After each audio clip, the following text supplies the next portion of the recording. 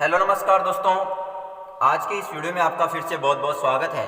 दोस्तों, जैसा कि आप सभी को पता है कि हम लेसन नंबर 1 रासायनिक अभिक्रिया एवं समीकरण उसके जो क्वेश्चन थे अभ्यास प्रश्न उनको हम हल कर रहे थे। तो क्वेश्चन नंबर 4 तक हमने हल कर लिया था। आज हम बात करेंगे क्वेश्चन नंबर 5 और क्वेश्चन नंबर 6 की। ठीक है, यानी 5 और 6 दोनों का आज के इस वीडियो में हम हल करने वाले हैं। ठीक है, तो क्वेश्चन नंबर 5 क्या है बच्चों, ध्यान से सुनिएगा। क्वेश्चन नंबर 5 है कि निम्न कथनों को यानी कुछ कथन दे रखे आपको तो निम्न कथनों को रासायनिक समीकरण के रूप में परिवर्तित कर उन्हें संतुलित कीजिए। यानी कि कुछ कथन दे रखे हैं तो उन कथनों को हमें रासायनिक समीकरण के रूप में परिवर्तित करना है और फिर उन्हें हमें संतुलित करना है। ठीक है, यानी कि देखिए आपको एक समीकरण दे रखी है, रासायनिक समीकरण, और कथन दे रखा है। उस समीकरण का अपन को कथन दे रखा है। कथन का मतलब क्या है कि हिंदी में बोल के बता रखा है अपन को। ठीक है, तो उसको अपन को सूत्रों के रूप में लिखना है, सूत्र समीकरण के रूप में लिखना है और फिर उसको हमें क्या करना पड़ेगा, संतुलित करना पड़ेगा। ठीक है, तो आई होप आपको समझ में गया होगा क्वेश्चन कि निम्न कथनों को रासायनिक समीकरण के रूप में परिवर्तित करके उन्हें क्या करना है, अपन को संतुलित करना है। ठीक है, ओके। तो पहला यहाँ पर कथन क्या दे रखा है दोस्तों, पहला जो कथन है नंबर ए पे, वो कथन क्या है ध्यान से समझिएगा। पहला कथन है बच्चों कि नाइट्रोजन हाइड्रोजन से, नाइट्रोजन जो है ध्यान सुनिएगा, नाइट्रोजन हाइड्रोजन, नाइट्रोजन जो है हाइड्रोजन से संयोग कर नाइट्रोजन जो है ये हाइड्रोजन के साथ संयोग करेगा, है ना, संयोग कर अमोनिया बनाता है। क्या बनाता है? अमोनिया बनाता है। ठीक है, अमोनिया बनाता है। यानी जो नाइट्रोजन है ये हाइड्रोजन के साथ संयोग करेगा, यानी रिएक्शन करेगा और रिएक्शन करके क्या बनाएगा, अमोनिया बनाएगा बच्चों। ठीक है, तो इसको हमें पहले समीकरण के रूप में लिखना पड़ेगा। ठीक है बच्चों, तो हम यहाँ पर नाइट्रोजन जो है इसको N2 लिखते हैं प्लस हाइड्रोजन को H2, यानी दोनों संयोग कर रहे हैं, दोनों क्रिया कर रहे हैं और क्या बना रहे हैं, अमोनिया NH3 बना रहे हैं। क्या बना रहे हैं? NH3 यानी अमोनिया बना रहे हैं। अब देखिए हम ये पहले तो ये चेक कर लो कि संतुलित है या असंतुलित है। क्योंकि असंतुलित होगी, देखो नाइट्रोजन यहाँ पर 2 है, इधर नाइट्रोजन कितना है, 1 है बच्चों, इधर हाइड्रोजन 2 है, इधर हाइड्रोजन कितना है, 3 है। तो अब हमें इसको क्या करना पड़ेगा, संतुलित करना पड़ेगा। तो देखिए आपको मैंने एक फंडा बता रखा है बच्चों कि जब भी किसी भी समीकरण को संतुलित करें तो हाइड्रोजन और ऑक्सीजन को छोड़कर अगर अन्य कोई तत्व है तो पहले उन्हें संतुलित करते हैं। यानी हाइड्रोजन और ऑक्सीजन को छोड़कर पहले अन्य तत्वों को अपन संतुलित करते हैं बच्चों। ठीक है, तो अब देखिए यहाँ पर हाइड्रोजन को अगर अपन छोड़ दे तो नाइट्रोजन यहाँ पर 2 है, तो अब इधर नाइट्रोजन को 2 बढ़ाने के लिए इस NH3 को किससे गुणा करना पड़ेगा, 2 से। तो हम यहाँ पर N2 प्लस H2 रिएक्शन, तो इस NH3 को अपन किससे गुणा कर देंगे, 2 से, तो 2NH3 हो जाएगा। ठीक है, 2NH3 हो जाएगा। अब यहाँ पर जैसे हमने इसको NH3 को 2 से मल्टीप्लाई किया तो इसका मतलब नाइट्रोजन कितना हो गया, 2, लेकिन अब हाइड्रोजन जो है ये 3 दूना कितना हो गया, 6। तो अब इधर भी हाइड्रोजन कितना होना चाहिए, 6 होना चाहिए। तो अब देखिए यहाँ पर हाइड्रोजन कितना है, 2 है, तो इसको 6 बढ़ाने के लिए इस H2 को किससे गुणा करना पड़ेगा, 3 से। तो ये हो जाएगा N2 प्लस 3H2 और रिएक्शन हो रही है 2NH3। ठीक है, अब अगर अपन देखें प्रत्येक तत्व को तो इधर नाइट्रोजन कितना है, 2, इधर भी नाइट्रोजन कितना हो गया, 2। ठीक है, हाइड्रोजन इधर 6 है तो हाइड्रोजन इधर भी 3 दूना कितना हो गया, 6। तो ये हमारी जो समीकरण बनेगी ये होगी संतुलित समीकरण हो जाएगी। ठीक है, संतुलित समीकरण। तो संतुलित समीकरण हमने किस प्रकार से किया, आई होप आपको समझ में आया होगा। बहुत ही आराम से अपन समझ रहे हैं बच्चों, ताकि आपको किसी भी प्रकार की कोई दिक्कत नहीं आए। ठीक है, तो N2 plus 3H2 reaction 2NH3 ये हमारी क्या हो गई, संतुलित समीकरण हो जाएगी बच्चों। ठीक है, तो आई होप आपको समझ में आ गया होगा। ठीक है, अब दूसरा कथन दे रखा है बच्चों, दूसरा कथन दे रखा है, यहाँ पर हर चीज को अपन समझते हुए चल रहे हैं, आपको किसी भी प्रकार की कोई परेशानी नहीं आई। फिर भी अगर कोई डाउट रहता है तो आप कमेंट करके जरूर पूछ ले, जैसा कि मैं आपको हर वीडियो में बताता हूँ। ठीक है, दूसरा जो बी कथन दे रखा है, कथन नंबर बी पे अपन को दे रखा है बच्चों, ध्यान से सुनिएगा कि हाइड्रोजन सल्फाइड गैस का, हाइड्रोजन, ध्यान सुनिएगा, हाइड्रोजन सल्फाइड है ना, हाइड्रोजन सल्फाइड गैस का हाइड्रोजन सल्फाइड गैस का वायु में दहन होने पर, वायु में क्या होने पर, वायु में दहन, है ना, दहन होने पर यानी हाइड्रोजन सल्फाइड गैस है और हाइड्रोजन सल्फाइड जो गैस है ये इसका वायु में क्या हो रहा है, दहन हो रहा है। ठीक है, दहन होने पर जल एवं सल्फर डाइऑक्साइड,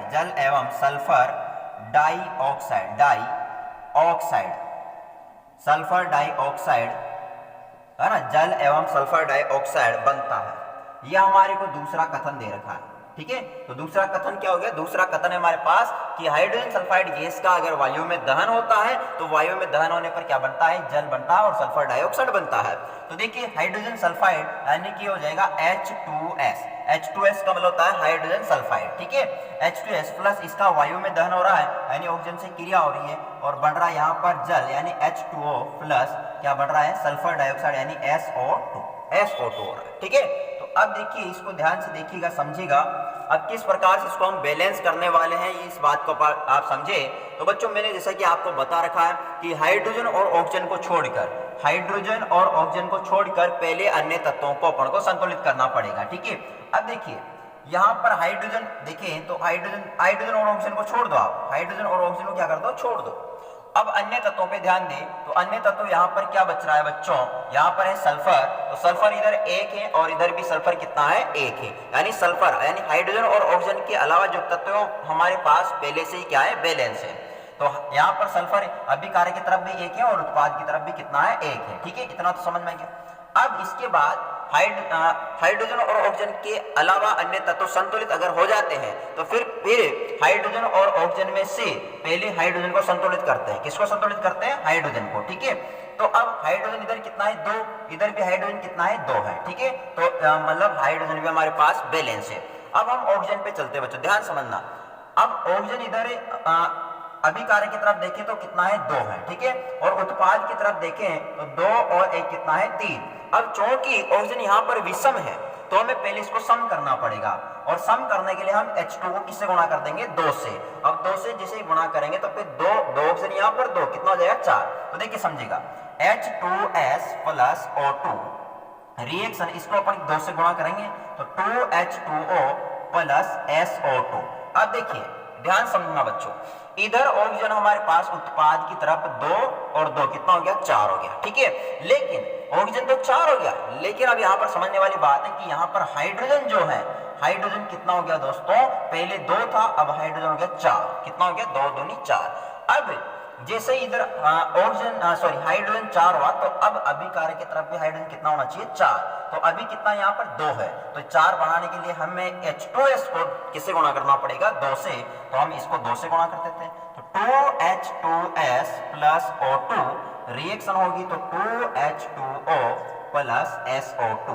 लेकिन अब फिर देखो, फिर मजा आ रहा है बच्चों, फिर मजा आ रहा है कि अब जैसे H2S को 2 से गुणा किया तो हाइड्रोजन 4 हो गया, इधर भी हाइड्रोजन 4 है, लेकिन सल्फर अभी कितना हो गया, 2, इधर कितना है, 1। तो इधर कितना बढ़ाना पड़ेगा, सल्फर को 2 बढ़ाना पड़ेगा। तो SO2 को किससे गुणा करना पड़ेगा, 2 से। तो 2H2S plus O2 reaction 2H2O plus 2SO2। ठीक है, तो आई होप आपको समझ में आया होगा कि यहाँ तक की प्रोसेस आपको समझ में आई होगी। तो अब देखो, अब चेक करो एक बार, हाइड्रोजन कितना हो गया, 2 दूनी 4, इधर भी 2 दूनी 4 हो गया। सल्फर इधर 2 है, इधर भी सल्फर कितना हो गया, 2। अब ऑक्सीजन देख लेते हैं, अब इधर ऑक्सीजन 2 है, इधर ऑक्सीजन देखें तो 2 और 2 दूनी 4, तो 2 और 4 कितना हो गया, 6। 2 और 4 6। इधर 6 बढ़ाने के लिए अभिकारक की तरफ ऑक्सीजन को 6 बढ़ाने के लिए इस O2 को 3 से गुणा करना पड़ेगा। तो 2H2S plus 3O2 reaction 2H2O plus 2SO2। अब ये हमारे पास संतुलित बन चुकी है। ठीक है, कैसे देखो, हाइड्रोजन 2 दूनी 4, इधर भी 2 दूनी 4, सल्फर इधर 2 है तो इधर भी सल्फर कितना है, 2 है, ऑक्सीजन इधर 3 दूनी 6, तो 2 और 4 कितना हो गया, 6 हो गया। ठीक है, तो ये हमारे पास क्या है, संतुलित समीकरण बच्चों। तो हम कह देंगे ये क्या है हमारे पास, संतुलित समीकरण, संतुलित समीकरण है बच्चों। ठीक है, संतुलित समीकरण। देखिए प्रॉपर तरीके से समीकरण को संतुलित करना ये ऐसे ही है। आपसे अगर डायरेक्ट बोला जाता है तो आप एक जगह भी इसको कर सकते हो बच्चों, ठीक है। लेकिन देखो स्टेप बाय स्टेप करेंगे तो अपन की गलती होने का चांसेस बिल्कुल भी नहीं रहेगा, ठीक है। तो आप ऐसे इसको संतुलित करें, फिर डायरेक्ट अगर आपको आंसर देना है तो आप डायरेक्ट भी दे सकते हो, लेकिन पहले इसको इस प्रकार से आप संतुलित करेंगे बच्चों, ठीक है। ओके, तो आई होप आपको समझ में आ गया होगा कि किस प्रकार से हमने इसको बैलेंस किया है, ठीक है। नेक्स्ट कथन दे रखा है, अच्छा सबसे बड़ी बात बच्चों यहां पर मैं बता दूं आपको कि आप इनके साथ नोट्स बनाते चलिएगा, ठीक है, ताकि आपको कोई दिक्कत नहीं आए आगे चल के, ठीक है। और कोई दिक्कत आती तो आप दोबारा वीडियो देख सकते हो, इससे कोई बात नहीं है, ठीक है। और अभ्यास करते हुए चलना है अपन को, ठीक है, क्योंकि कहा जाता है अभ्यास में बहुत बड़ी शक्ति होती है ना। जब कुएं से पानी खींचा जाता है रस्सी के द्वारा तो वहां पर रस्सी की रगड़ लगा के वहां पर निशान बन जाता है, ठीक है। तो अगर अपन भी मेहनत करते जाएं लगातार तो हम भी कुछ भी हासिल कर सकते हैं, ठीक है। चलो कोई बात नहीं, आप हासिल बहुत अच्छे स्टूडेंट हो। नेक्स्ट कथन दे रखा है यहाँ पर सी क्या दे रखा है बच्चों, ध्यान से देखिएगा। सी दे रखा है कि एल्यूमिनियम सल्फेट के साथ, ध्यान सुनना, एल्यूमिनियम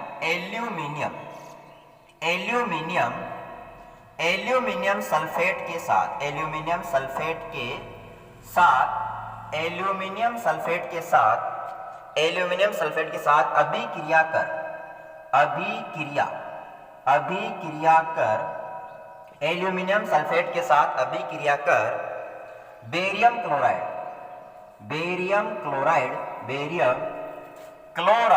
बेरियम क्लोराइड, ध्यान सुनना, एल्यूमिनियम सल्फेट के साथ अभिक्रिया कर बेरियम क्लोराइड, एल्यूमिनियम सल्फेट के साथ अभिक्रिया कर बेरियम क्लोराइड,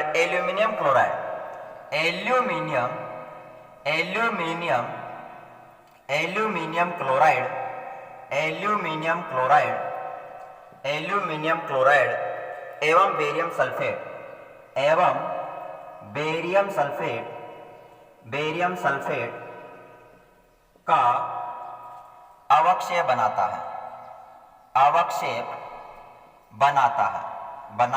है। तो ये हमारे पास एक कथन दे रखा है। कथन क्या है वापस सुनने, अच्छी तरह से समझे, है ना, कोई जल्दबाजी हमारे नहीं है बच्चों, ठीक है। एल्यूमिनियम सल्फेट देखिए Al2SO4 का होल थ्राइज, इसका सूत्र होता है एल्यूमिनियम सल्फेट का। तो एल्यूमिनियम सल्फेट के साथ अभिक्रिया कर, यानी एल्यूमिनियम के साथ अभिक्रिया कर रहा है कौन, बेरियम क्लोराइड, यानी barium chloride BaCl2, barium chloride, यानी एल्यूमिनियम सल्फेट के साथ क्रिया कर रहा है बेरियम क्लोराइड। आगे रिएक्शन हो रही है और क्या है, एल्यूमिनियम क्लोराइड, है ना, एल्यूमिनियम क्लोराइड एवं बेरियम सल्फेट का अवक्षय बनाता है, ठीक है, समझ में आई बात। यानी एल्यूमिनियम सल्फेट बेरियम क्लोराइड के साथ क्रिया करेगा और एल्यूमिनियम क्लोराइड और बेरियम सल्फेट का अवक्षय बनाता है। तो अब ये तो हमारे पास एक समीकरण हो चुकी है ना। अब इसको हमें संतुलित करना है।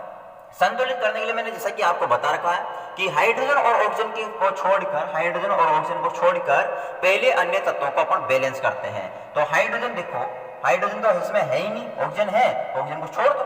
अब इनको छोड़ के एल्यूमिनियम को देखते हैं पहले। एल्यूमिनियम इधर कितना है, 2 है बच्चों, ठीक है, Al2, और इधर कितना है, 1 है। तो अब इस AlCl3 को अपन किससे गुणा करेंगे, 2 से, क्यों, एल्यूमिनियम को 2 बनाने के लिए। तो Al2SO4 का whole thrice plus BaCl2 reaction 2AlCl3 plus BaSO4, इतना समझ में आ गया, वेरी गुड। अब देखो इधर एल्यूमिनियम 2 है, इधर भी एल्यूमिनियम कितना हो गया, 2, ठीक है। अब इसके बाद इधर सल्फर देखो, सल्फर इधर 3 बार, कोष्ठ के बाहर 3 लग रहा है, इसका मतलब सल्फर कितना है, 3 है। इधर सल्फर कितना है, 1 है बच्चों, ठीक है, BaSO4, सल्फर 1 है, तो इसको कितना बढ़ाना है, 3। तो इसको 3 बनाने के लिए इस BaSO4 को पूरे को 3 से गुणा करना पड़ेगा। तो कर दो भाई। तो Al2SO4 का whole thrice plus BaCl2 reaction 2AlCl3 plus, या इसको 3 से गुणा करेंगे तो 3BaSO4। अब देखो चेक करते हैं बच्चों, एल्यूमिनियम 2, इधर भी एल्यूमिनियम 2, सल्फर इधर 3 से गुणा हो रहा है बाहर, तो 3 हो गया, ठीक है, 3 सल्फर है, इधर भी सल्फर कितना हो गया, 3 हो गया, ठीक है। अब इसके बाद बेरियम, देखो बेरियम इधर 1 है, लेकिन इधर बेरियम कितना हो गया, 3 हो चुका है बच्चों, ध्यान सुना, इधर बेरियम कितना हो गया, 3, तो इधर भी 3 बढ़ाने के लिए इस BaCl2 को किससे गुणा करना पड़ेगा, 3 से, तो Al2SO4 का होल थ्राइज प्लस इसको 3 से गुणा करेंगे तो 3BaCl2 reaction 2AlCl3 plus 3BaSO4, ठीक है, ओके ओके बच्चों, ओके। तो ये देखो, अब इसको चेक करते हैं बच्चों, चेक करते हैं। एल्यूमिनियम कितना है, 2, इधर भी एल्यूमिनियम कितना है, 2, सल्फर इधर 3 है, बाहर 3 से गुणा हो रहा है, इधर भी सल्फर कितना हो गया, 3 हो गया, ठीक है। ऑक्सीजन की बात करें तो ऑक्सीजन 4 तिया 12, क्योंकि 4 और 3 बाहर कोष्टक में है ना, तो यानी कि 4 तिया 12, इधर भी देखिए 4 तिया 12 ऑक्सीजन हो चुका है। बेरियम 3 है, इधर भी बेरियम कितना हो गया, 3 हो गया। क्लोरीन की बात करें, क्लोरीन तो 3 दूनी 6 और इधर भी 3 दूनी 6, मतलब ये संतुलित हो चुकी है, तो हम कहेंगे ये हमारी क्या हो गई, संतुलित समीकरण, क्या हो गई, संतुलित समीकरण हो जाएगी, ठीक है, ये हमारी क्या हो जाएगी, संतुलित समीकरण हो जाएगी, ठीक है। स्टेप बाय स्टेप समझा रहे हैं बच्चों, ताकि आपको किसी भी प्रकार का कोई डाउट ना रहे बच्चों, ठीक है, ओके। तो आप इसको जल्दी से नोट कर ले, ओके, और या स्क्रीनशॉट आप इसका जल्दी से ले लो, ठीक है, पॉज करके भी आप इसको लिख सकते हो। अब देखिए नेक्स्ट जो हमारे को दे रखा है नंबर डी पे, है ना, लास्ट यहाँ इस क्वेश्चन का लास्ट कथन है, यानी क्वेश्चन नंबर 5 चल रहा था, उसका लास्ट कथन बच्चों, लास्ट कथन क्या है, तो यानी कि लास्ट कथन है, यानी कि डी पे क्या कथन है, ध्यान सुनेगा। डी पे दे रखा है अपन को कि पोटेशियम धातु, पोटेशियम धातु कौन सी धातु, पोटेशियम धातु जल के साथ, है ना, जल के साथ, पोटेशियम धातु जल के साथ अभिक्रिया करके, क्या करके, अभिक्रिया करके, पोटेशियम धातु जल के साथ अभिक्रिया करके पोटेशियम हाइड्रोक्साइड, है ना, पोटेशियम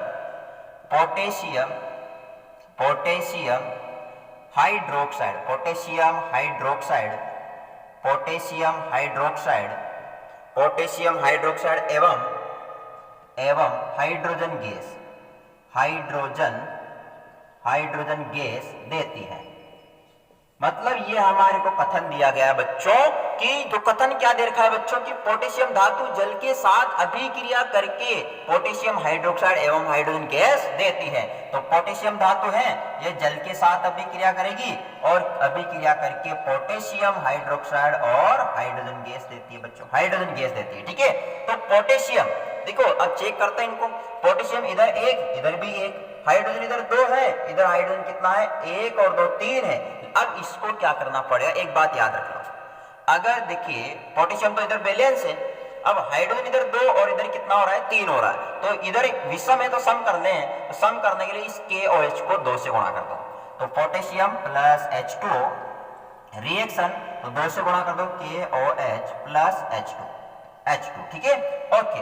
अब देखिए बच्चों ध्यान सुनना, जैसे ही अब इधर हाइड्रोजन कितना हो गया 2 और 2 कितना हो गया 4, लेकिन इधर हाइड्रोजन कितना है 2, तो इधर भी 4 बनाने के लिए इस H2 को 2 से गुणा करना पड़ेगा बच्चों, ठीक है। तो K प्लस 2H2O रिएक्शन, फिर यहाँ पर 2KOH प्लस H2, लेकिन देखिए बच्चों अब क्या हो गया, इधर पोटेशियम 1 है जबकि इधर पोटेशियम कितना है 2, तो इसको भी 2 बढ़ाने के लिए इस K को भी किससे गुणा करना पड़ेगा 2 से, तो कर देते हैं, तो 2K plus 2H2O reaction 2KOH plus H2, अब देखते हैं, तो पोटेशियम 2, हाइड्रोजन 2 दूनी 4, 2 और 2 4, ऑक्सीजन इधर 2 है, इधर भी ऑक्सीजन कितना है 2 है बच्चों, ठीक है। तो ये हमारी क्या होगी, संतुलित समीकरण, क्या हो गई, संतुलित समीकरण हो जाएगी, ओके, कोई दिक्कत, संतुलित समीकरण हो जाएगी बच्चों, ठीक है। तो आई होप बच्चों आपको समझ में आया होगा कि किस प्रकार से हमें इन समीकरणों को संतुलित करना होता है, ये सारी चीजें आपको समझ में आ चुकी होगी। अगर वीडियो अच्छा लगा है तो इसको लाइक, कमेंट, शेयर और सब्सक्राइब जरूर कर दे, अन्य बच्चों तक भी वीडियो को पहुंचाए ताकि उनको भी इस चीज का बेनिफिट हो सके। Thank you, all the best, मिलते हैं नेक्स्ट वीडियो में।